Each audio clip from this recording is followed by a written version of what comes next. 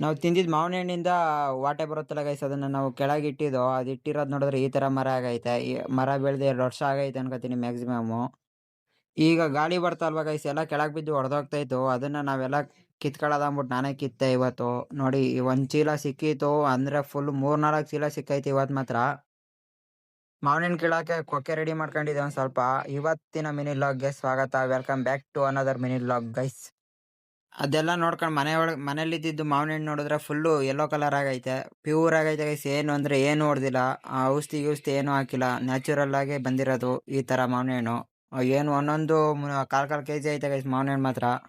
ಈ ಮಾವಿನ ಹಣ್ಣು ಬ್ರೀಡ್ ಗೊತ್ತಿದ್ರೆ ಕಮೆಂಟ್ ಹಾಕ್ರಿ ಗೈಸ್ ಯಾವುದು ಅಂತ.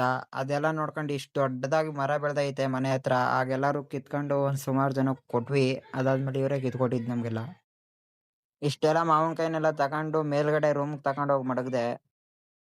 ಇದೆಲ್ಲ ಒಂದೊಂದ್ ಕೈ ಅಪ್ಪಾಟಿತ್ತು ಗೈಸ್. ಅದನ್ನೆಲ್ಲ ನೋಡ್ಕೊಂಡು ರೂಮಿಗೆ ಬಂದ್ವಿ. ರೂಮಿಗೆ ಬಂದ್ಬಿಟ್ಟು ಎಲ್ಲಾನು ಹಣ್ಣು ಮಾಡಕ್ಕೆ ಗುಳ್ದು ಎಲ್ಲ ಹಾಸಿ ಚೆನ್ನಾಗಿ ಮಡಗಿದೀವಿ.